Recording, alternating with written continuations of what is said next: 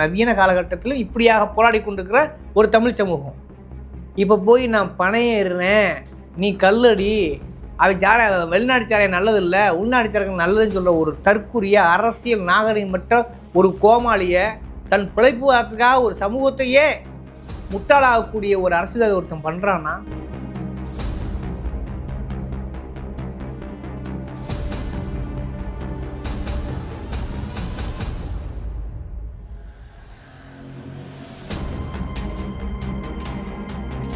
தமிழர் வரலாறு மீண்டு வருதுன்னு சொல்றாங்க. இது தமிழர் வரலாறா? இப்போ தாத்தனே பணையேறியா இருந்தவன் இப்போ இவனும் படையேற போறேன்னு சொன்னா இதுதானே மனிதருமா, இதுதானே விஸ்வருமா திட்டம். மோடி சொல்லக்கூடியதை அப்படியே அப்ளை பண்ணி கட்டுறாங்க சீமான்.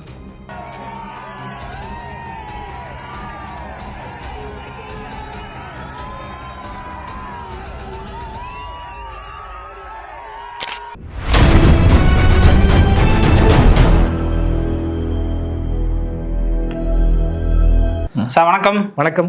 நாம் தமிழர் கட்சியினுடைய ஒருங்கிணைப்பாளர் பல நாட்களுக்கு பிறகு மீண்டும் சர்ச்சையாக தொடங்கியிருக்கிறார். தூத்துக்குடியில் பணையேறும் போராட்டத்தை அறிவித்து மரமேறி பணையை இறக்கியிருக்காரு. அதோம்னா கீழே தொண்டர்கள் சூழ அவர் வரவேற்று ஏதோ ஒரு மிகப்பெரிய ஒரு வரலாற்று சாதனை படைச்ச மாதிரியான பல்வேறு முழக்கங்களாக இருக்காங்க. இந்த சம்பவத்தை நீங்கள் எப்படி சார் பார்க்குறீங்க? உலகத்திலேயே முதல் முறையாக பனைமரத்தில் படிக்கட்டு செஞ்ச ஒரே ஆள் யாருன்னா நம்ம தற்கொலை சீமான். பனைமரத்தில் வேணால் படிக்கட்டு வச்சுக்கிறத பார்த்துருக்கீங்களா? பார்த்தீங்களா? மெயின் அதாவது எல்லா மீடியாவும் கூப்பிட்டு பனைமரத்தை படிக்கிட்டு வச்சு காட்டுங்க பாருன்னு சொல்லி அதுலேயும் போய் வெக்கமே இல்லாமல் மேலே ஏறி கல்லறை இருக்கார். என்ன விஷயம்னா அது உள்நாட்டு சரக்கோ வெளிநாட்டு சரக்கு தானே. ஒரு பக்கம் மது ஒழிப்புன்னு பேசுகிறது, இன்னொரு பக்கம் சேனையே எனக்கு கல்லதே வச்சா தெரியுமா, சேனை வச்சதே எனக்கு கல்லு தான்டா. உங்கள் கிராமத்தில் பிறந்தவங்களுக்கு தெரியும் சேனை தண்ணின்னு இருக்குது. அது சீனியை கரைச்சி சர்க்கரையை கரைச்சி தொட்டுப்பாங்க. எனக்கு எதில் தொட்டு வச்சாங்க தெரியுமில, சாராயத்தில். கல்லூரி போக மாட்டேன், தண்ணி அடிச்சுதானா குப்புற கடம்புன்னு சொன்னால் இருந்தால். ஆக ஒரு இளைய தலைமுறை எப்படி வழிநடத்தணும், 2000 ஆண்டு காலமாக கல்வி மறுக்கப்பட்ட நம்மளுடைய இந்திய பண்பாட்டு சூழலில் படிங்கடான்னு சொல்லி காமராஜர்லேருந்து பெரியார் வரை இதுக்காக போராடி இடஒதுக்கீடு உரிமையை கேட்டு இன்றைக்கி இப்போத்தான் படித்து ஒரு லெவலுக்கு எல்லாம் வந்துக்கிட்டு இருக்கேன். அப்படி இருக்க சூழலில் ஒருத்தன் ஒரு முட்டா பைய ஆர்எஸ்ஓடைய அடியாளர் இருக்கக்கூடியவனுக்காக சொல்கிற இந்த விஷயத்த மனு தர்மத்தோட கட்டமைப்பை இவர் மீள் உருவாக்கம் பண்ணுறார் சீமான். பணையேறி அப்படின்ற இவர் குலத்தொழிலை செய்ய போயிருக்கார். இதுக்கு எதுக்கு நீ அரசியல்வாதி ஆகணும்? இதுக்கு எதுக்கு நீ தமிழ் தேசியம் பேசணும்? அதாவது மனு தர்மம் என்ன சொல்லுதோ அதை இன்றைக்கி நடைமுறைக்கு கொண்டு வந்திருக்கிறார் யார்? இந்த பணையேறி. ஏன்னா அவர் பணையேறின்னு சொல்கிற பெரும் பிறன்ட்டாப்புல. நம்ம பணையேறினவனையும் ஆடு மேய்ச்சவனையும் மாடு மேய்ச்சவனையும் IAS ஆக்கணும், IPS ஆக்கணும், முதன்மை செயலாளர் ஆக்கணும், நீதிபதி ஆக்கணும் போராடிக்கிட்டு இருக்கோம். 2000 ஆண்டு கால கொடுமையை தீர்க்கிறதுக்கு இன்னும் முடியலன்னுக்கிட்டு இருக்கோம். இன்றைக்கும் நிலைமை அதுதான். இன்றைக்கும் உச்சநீதிமன்ற நீதிபதிகள் நீங்கள் பார்த்தீங்கன்னாக்க 35 உச்சநீதிமன்ற நீதிபதிகள், அதில் 33 பேர் உயர் ஜாதியினர், அதாவது பிராமணர்கள். 789 நபருக்கு உயர்நீதிமன்ற நீதிபதிகள், 600க்கும் மேற்பட்டவர்கள் பிராமண வகுப்பை சார்ந்தவர்கள், குறிப்பாக பார்ப்பனவர்கள்.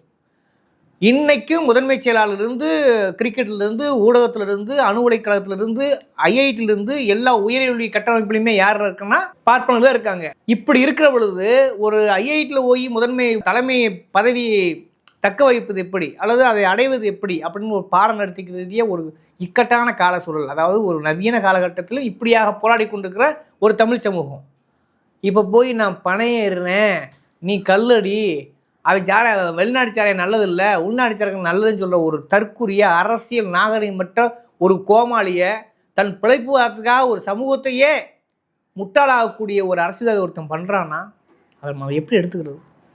என்ன சொல்லிருக்காரு, என்ன பண்ணியிருக்காரு? பணம் ஏறி இருக்காரு. அடுத்து என்ன சொல்லியிருக்காரு? மாடு மேய்க்க போகிறேன், ஆடு மேய்க்க போகிறேன், படிப்பெலாம் தேவையில்லைன்னு ஒருத்தன் சொல்கிறான்னா அவன் எவ்வளோ பெரிய உச்சகட்ட அயோக்கியப்படாக இருப்பேன். இந்த மாதிரி அரசியல்வாதத்தை நம்பக்கூடாது. நீங்கள் வலதுசாரியாக நின்றுடலாம். பாஜக என்னை கேட்டால் குறைஞ்சபட்சம் அதனுடைய முகத்தை காட்டி நிற்கிது, பிரச்சனை கிடையாது. வலது பக்கம் தெளிவாக நிற்கிது. ஆனால் இவன் மாதிரி ஆள் தமிழ் தேசியங்கிற பேரில் இடதுசாரி தமிழ் தேசியம் முதல்ல பேசிட்டு அப்படியே வளவா மாதிரி குடிப்பெருமை பேசி ஆணவ படுகொலையை கூட குடிப்பெருமை மாற்றி இன்றைக்கி பணையேறன்றேன், ஆடு மேடான்றேன், மாடு மேடான்றேன்.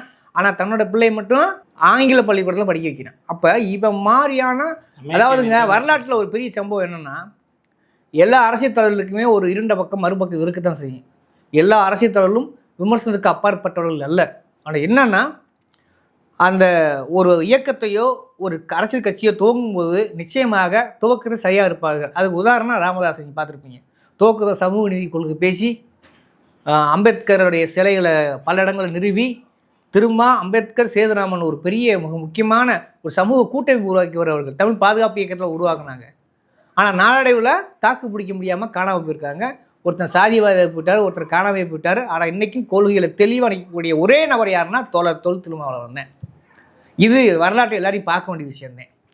ஆனால் ஒருத்தர் மிக கேவலமாக துவக்கத்திலே ஒருத்தர் சோரம் போனான்னா உலக வரலாற்றில் அரசியல் வரலாற்றில் அதுவும் தமிழ்நாட்டு அரசியல் வரலாற்றில் மிக கேவலமான அரசியல் ஜந்து யாருன்னா அது இந்த சீமான் தான். துவக்கத்திலே சோரம் போடுறது பார்த்தீங்களா, அதை விட அயோக்கியத்தனை வரைக்கும் யாருமே எதுவுமே கிடையாது. உளவுத்துறையாக உருவாக்கப்பட்ட நபருங்கிறத அவ்வப்போது உறுதிப்படுத்துறான். ஏன்னா இவனுக்கு கட்சி வாங்கி கொடுத்தது, இவன் கட்சியை வளர்த்தது காரணம் ஆடிட்டர் குருமூர்த்தி. இப்போ கூட சீமான் பாஜக பக்கத்தை வரணும்னு அப்படி நான் பேசுகிறேன், வேற ஒன்றும் இல்லை. முருகு பக்த மரம் நடக்குது, காளேஸ்வரன் பேசுகிறேன், என்ன சொல்கிறான், அதிமுக நாங்கள் கூப்பிட்ருக்கோம், ஏன் நாம் தமிழ் சீமான் கூட வர்றதுக்கு வாய்ப்பு இருக்குது, அவர் அங்கே அழைச்சிருக்கலும் ஒருத்தர் சொல்கிறான்னா, அரசு சம்பத்து என்ன சொன்னாங்க கொஞ்ச நாளைக்கு முன்னாடி, அவர் அப்படி தாங்க முதல் கடவுளே இல்லைனாரு, அவர் கடவுள் இருக்குன்னு சொன்னார், அவர் முருகன் முப்பாடன்றாரு, நாளைக்கு எங்கிட்ட வந்துதானுங்கன்னு சொல்கிறேன். நீ உண்மையிலே நாணயமானவன் இருந்தால், ஒரிஜினலாக இருந்தால், உண்மையிலே வலதுசாரி இல்லை, சாதி வெறி நீ இல்லைன்னு சொன்னால், ஆர்எஸோட ஏவல் நாயா நீ இல்லைன்னு சொன்னால், உன்னையை பார்த்து எதிரி கொலை நடுங்கணும், தொலை நடுங்கணும். திமுகவை விட எங்கள் சீமான் தான் இதுன்னு சொல்லி அவன் டிக்ளேர் பண்ணணும். அப்போத்தான் நீ நாணயமாக இருக்குன்னு அர்த்தம். ஆனால் உன்னை அவங்க ஏதோ ஒரு கிளை அமைப்பு மாதிரியா, ஆர்எஸோட இன்னொரு அமைப்பு மாதிரியா கூப்பிட்டே இருக்காங்க. நீயுமே அவங்க சொல்லக்கூடிய அந்த தடம் மாறாமல் அதே வழியில் பயணிக்கிறேன். இப்போ என்ன சொல்கிற, பண இறப்பு இருக்கு, நாளைக்கு மாடு மேய்க்க போகிறேன், ஆடு மேய்க்க போகிறோம்ன்ற, அது ஒரு போராட்டமாக அறிவிக்கணுன்ற. இந்த மயிருக்கு எதுக்குடா நீ தமிழ் தேசியம் பேசணும்னு நான் கேட்குறேன். இந்த மயிருக்கு எதுக்கு தமிழ் தேசியம் பேசணும்? இது ஏன் இந்த வார்த்தையில் பயன்படுத்தணும்னா, சீமானுக்கும் அவர்கள் மொழியில் பேசும் பொழுது தான் பொதுமக்களுக்கு புரியும். அதுக்காக தான் இந்த இப்படியான அவங்க என்ன சொல்கிறாருன்னா, தமிழர் வரலாறு மீண்டு வருதுன்னு சொல்கிறாங்க. இது தமிழர் வரலாறா? இது தமிழர் வரலாறு. புறநானூற்றிலும் அகநானூற்றிலும் கிட்டத்தட்ட 40க்கு மேற்பட்ட பெண்கள் இருந்தார்கள். அதாவது கவிஞர்களாக, எழுத்தறிவு பெற்றவர்களாக. கீழடி என்று நம்மளுடைய பெருமையை பறைசாட்டுகிறது. எழுத்துக்கள் பானையில் பொடிக்கப்பட்ட எழுத்துக்கள் இருக்கிறது. அப்படியும் சமூகம் இடையில் எப்படி கல்வி இழந்தது, கல்வியை மறந்ததுன்னு ஒரு கேள்வி இருக்கா இல்லையா? அந்த இடையில் போன பக்கத்துக்கான விடையை சீமான் சொல்லுவானா? சொல்லவே மாட்டான். ஏன்னா அந்த வரலாறு முற்பட்ட வரலாறையும் பேசிக்கிட்டு அதுக்கு இடையில் 2000 ஆண்டு கால பார்ப்பனிய வருகைக்கு பிறகு கல்வி மறுக்கப்படல இல்லையா? அதை ஏன் பேச மாட்டேன்? ஏன்டா அவங்க அப்பையும் பேசலை? இவங்க சொல்கிறாங்க, என் தாத்தாவை யார் படிக்க வைத்தது, வள்ளுவரை யார் படிக்க வைத்தது, ஔவையார் யார் படிக்க, முட்டான் நாயை படித்து வந்தானே இடையில எப்போ கல்வி மறுக்கப்பட்டான்? அந்த வரலாறு பேச நீங்க துப்பு இருக்கா? ஏன்டா உன் தாத்தன் பனையேறி அடிக்கான், நீ ஏன் இப்போ மறுபடியும் பனையேறியா போகிறேன்? இப்போ தாத்தனே பனையேறியா இருந்தவன் இப்போ இவனும் படையேற போகிறேன்னு சொன்னால் இதுதானே மனிதருமா, இதுதானே விஸ்வருமா திட்டம்? மோடி சொல்லக்கூடியதை அப்படியே அப்ளை பண்ணி கட்டுறாங்க சீமான். புரியுதுங்களா? பண்றாப்புல அப்படியே பண்றாங்க இல்லையா? அப்ப ஒரு பகுத்தறிவு உள்ள ஒரு சமூக நீதி கொள்கையில் இந்தியாவுக்கே வழிகாட்டக்கூடிய வல்லமையாக இருக்கக்கூடிய தமிழ்நாடு இன்னைக்கு ஜிடிபி, ஜிஎஸ்டி, எனிஒன் சமூக கட்டமைப்பு, கல்வி கட்டமைப்பு, மெடிக்கல் டூரிஸ்டம், இப்படி எல்லாவற்றிலும் நம்ம தான் நம்பர் 1. அப்படியான மாநிலத்தில் நீ ஆடு மேய், மாடு மேய், எல்லாரும் டாக்டருக்கு படித்தா அப்புறம் யார் ஊசி போடுறது? பனையேறும்னா நாளைக்கு ஆடு மாடு மேய்க்க போகிறோம்னா அப்போ எவ்வளவு 2000 ஆண்டுகால பின்னோக்கி ஒரு அரசியல் தலைவன் சொல்லக்கூடிய பின்னோக்கி போகிறான்னா இது எவ்வளோ ஒரு அயோக்கியத்தனம், இது எப்படி சகித்துக்கொள்வது? இன்னைக்கு நேற்று தோழர் திருமாவளவனுடைய திருச்சி மாநாடு பார்த்துருப்பீங்க. அந்த மாநாட்டில் என்ன சொல்கிறாரு, ஆட்டோக்காரன் காக்கி சட்டை தான் கதி நினைக்கக்கூடாது, கோட் சூட் ஒரு நாளைக்கு போட்டு தைரியமாவா, ரிக்ஷா ஓட்டுறவன் இப்படி நீ என்ன வேலை பார்த்த கொத்தனாரு கோட் சூட் போட என் கண்ணால் பார்க்கணுன்ற அவன் தான் தலைவன். கோட் சூட் போட்டுவா, அம்பேத்கரோட மறு உருவாக்கவா, கோட் சூட் போடுற உரிமை, காந்திக்கு சட்டை இல்லாமல் போடுவது அவருக்கான பெருமை, ஆனால் கோட் சூட் போடுவதுதான் எனக்கான பெருமை. ஏன்னா எனக்கு 2000 கல்வி மறுக்கப்பட்டிருக்கு, ஒடுக்கப்பட்டிருக்கேன், நான் என் வாழணுங்கிற உரிமை குரல் எழுப்பணும் பார்த்தியா திருமாவளவன். அவர் தான் கொள்கைவாதி, அவர் தான் சரியான சமூகத்தை வழிநடத்துறாரு. ஆனால் இவன் என்னடான்னா இடுப்பில் ஒரு அந்த பனை அதை கட்டிக்கிட்டு பனை மரத்தில் படிக்கட்டு போட்டு அது கூட ஒழுங்காக அவனுக்கு ஏற தெரியுதா? ஏன்னா இடையில ஏற மறந்துட்ட நீ, அதை ஏறாதரா அப்படின்னு கீழலுக்கு உன்னை படிக்க வச்சது, உன்னை இயக்குனராக்குறது சமூக நீதி திராவிட இயக்கம், இடஒதுக்கீட்டு கொள்கை. ஆனால் மறுபடியும் படிக்கட்டு போட்டு நீ பணம் ஏற போகிறேன்னு சொன்னால் எவ்வளவு ஒரு அயோக்கியத்தனம், எவ்வளவு சமூக சீர்கேடு, ஒரு இளைய தலைமுறையை எப்படி நீ காய அடிக்கிறன்னு இருக்குல்ல, எப்படி நம்ம கடந்து போவது, இதை எப்படி நம்ம ஏற்றுக்கொள்வது? ஆக சீமான் மாதிரியான ஒரு அயோக்கியத்தன அரசியலுக்கு, அபாயகரமான அரசியலுக்கு சீமான் மட்டுமே இலக்கு. சீமான் பொம்பளை பொறிக்கு மட்டும் கிடையாது, ஒரு பாலியல் பொறிக்கு மட்டும் கிடையாது. அதை தாண்டி வருகிற இளைய தலைமுறையை, தமிழ் சமூகத்தின் மிக முக்கியமான இளைய தலைமுறையை காயடிக்கிறார், தப்பான வழிகாட்டுகிறார். இது ரொம்ப ரொம்ப ஆபத்தானது. இதை தயவுசெய்து மற்ற கட்சிகளும் பேசணும், எல்லா கட்சிகளுமே பேசணும். ஏன்னா அவன் ஏதோ ஒன்று பண்ணுறான் போகிறான்னு நினைக்கக்கூடாது. இல்லை, அது பெரியார் அவங்களுடைய அந்த விளம்பரத்துக்கு பிறகு தனக்கு எந்த ஒரு விளம்பரமும் கிடைக்காதனால இந்த மாதிரியான ஒரு செயலில் ஈடுபடுறாங்க. ஆக்சுவலாக விளம்பர வெறியங்கிறது வேற.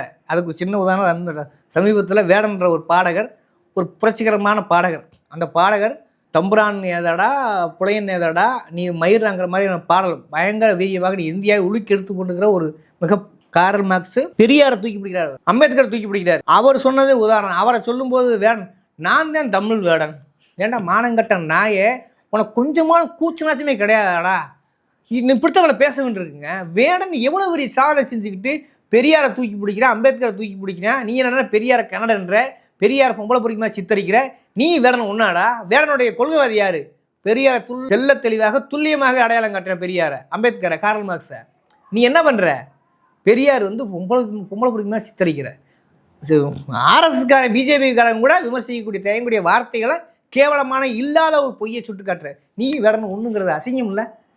இவன் விளம்பர வெறின்றது உதாரணம், சரிங்களா? அதுக்கு இவன் வேடனே இல்லைங்கிறதுக்கு உதாரணம் வேடனே சாட்சி. வேடன் என்ன சொல்கிறாரு, திரும்ப ஒரு காணொலியை சந்தித்து பேசுகிறாரு. தம்பி, நான் 40 வருஷமாக பேசக்கூடிய விஷயத்த நீங்கள் 3 நிமிஷம் பாட்டில் சாதிச்சிட்டீங்கன்றாரு. அப்போ வேடன் சொன்ன விஷயம் என்னதுன்னு சொன்னார். வேடன் அழகாக சொன்னேன், ஐயா நீ அப்படி சொல்லாதீங்க, 45 வருஷம் நீங்கள் பேசணும்னால இன்னைக்கு நான் பாடுறேன்னு. இதை தாண்டா ஒரு தலைவன் கொடுக்குற அங்கீகாரம், இதுதாண்டா ஒரு தலைவன் காட்டுற வழிகாட்டிக்கான மிக முக்கியமான அங்கீகாரம். என்ன அதுமாதிரி இதுதான். ஒரு இளைய தலைமுறை ஒரு திருமாவளவனை பார்த்து நீங்கள் பேசுனால நான் பாடுறேன்னு சொன்னேன் பார்த்தியா, அதுதான் அவன்தான் வேடனோட தந்தை. உன்னை பற்றி வாயே துறைக்கலை, நீ யாருன்னே தெரியாது, நீ உன்னை மாதிரி கேவலமான ஜந்து என்ன நல்லா தெரியும் வேடனுக்கு. இல்லை ஒரு என் சீமானை பற்றி பேசலை, வேடனை பற்றி சீமானை பேச.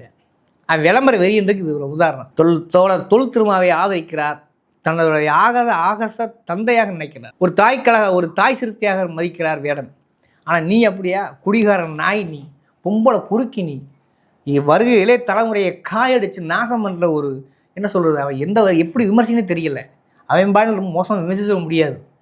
ஆக இந்த பனையேறுகிற இந்த விஷயம் பார்த்தீங்கன்னாக்கா இளைய தலைமுறையை, குறிப்பாக தமிழ் சமூகத்தை பின்னோக்கி இழுத்து செல்லக்கூடிய ஒரு அபாயகரமான பாதையைத்தான் இந்த சீமான் கட்டமைக்கிறார். இது ஒருபோதும் தமிழ் சமூகத்துக்கு நல்லதல்ல. தயவுசெய்து திரும்ப சொல்கிறேன், சீமானை தொடரக்கூடிய தம்பிகளை கேட்கிறேன், திரும்ப சொல்கிறேன், உங்கள் மேலே எனக்கு எந்த ஒரு கோபமும் கிடையாது. தம்பிகள் பாதுகாக்கப்பட வேண்டியவர்கள், பத்திரமாக அந்த கட்சியிலிருந்து வெளியேற்றப்பட வேண்டியவர்கள். அவங்களுடைய எதிர்காலத்தை நினச்சி தான் திரும்ப சீமானை மட்டும் விமர்சிக்கிறோம். தயவுசெய்து சீமானை நம்பாதீங்க, நம்பினா நாசமாக போயிடுவீங்க. நாசமாக போன பல உதாரணங்கள் இருக்கிறது. இன்றைக்கி நிறைய பேர் சாராசாயை விட்டு வெளியேறாங்க. ஆனால் என்னென்னா ஒரு கல்லூரி மாதிரியா 3 வருஷம் இருக்கிறாங்க, அடுத்த பேச்சு ஒரு பேச்சு வந்துகிட்டே இருக்குது. அதுதான் நமக்கு வேதனையாக இருக்குது. இளைய தலைமுறைக்காகத்தான் சீமானை இவ்வளவு கடுமையாக விமர்சிக்க வேண்டியிருக்கிறது. இளைய தலைமுறை சற்றேனும் மூளை நரம்பு வேலை செய்தால் சிந்திக்க வேண்டும். ஆனால் இவனை தொடர்ந்து பார்த்தீங்கன்னாக்க நீங்கள் உங்களை அறியாமையே ஒரு மனநோயாளியாக, ஒரு பொம்பளை பொறுக்கியாக, ஒரு பிற்போக்குவாதியாக, ஒரு சாதி வெறியனாக, ஒரு மொழி வெறியனாக ஆகிவிடுவீர்கள். தம்பிகளே, உங்களுக்காகத்தான் திரும்ப அங்கே சீமானை விமர்சிக்கணுமே தவிர சீமானுக்கும் எங்களுக்கும் தனிப்பட்ட வாக்கியாத்தரம் எதுவுமே இல்லை. அதை புரிந்து கொள்ளுங்கள். பனையேறுது என்பது தமிழனின் அடையாளம் அல்ல, பனையேறு என்பது சாதி பெருமை அல்ல, பனையேறுது என்பது பண்பாட்டின் அடையாளம் அல்ல. நமது பண்பாட்டின் அடையாளம் புறநானூறு காலகட்ட அடையாளம், கீழடி அடையாளம், படித்தோர், அதாவது எல்லா அலங்காரம் கூட முக்கியம் கிடையாது, உடை கூட முக்கியம் கிடையாது, கல்வி தான் நமக்கு அலங்காரம் சொன்னக்கூடிய புறநானூறு அகநானூற்றோட அடையாளம் தான் நம்ம அடையாளம். ஆனால் இடையில் 2000 ஆண்டு காலமாக எப்படி படிக்க மறந்தோம், அல்லது படிக்க விடாமல் எப்படி தடுக்கப்பட்டோம் என்கிற வரலாறை நீ சொல்லும்போது தான் இந்த பனையேறுவதோ மாடு மேய்ப்பதோ நம்ம தொழிலில் மீண்டும் நமது பண்பாட்டை நோக்கி, அது முற்போக்கு பண்பாட்டை நோக்கி செல்ல வேண்டியிருக்கிறது. அதனால் சீமான் ஒரு அபாயகரமானவன், ஒரு ஆபத்தானவன். கொஞ்சம் கூட எந்த ஒரு நுனிப்புள் அரசியல் மேய்ந்தவர்கள் கூட சீமானுடைய அருகதை என்ன என்று தெரிந்துவிடும். சீமான் தமிழ் சமூகத்தின் முதல் எதிரி என்பதை தயவு செய்து புரிந்து கொள்ளுங்கள். நன்றி சார். நன்றி.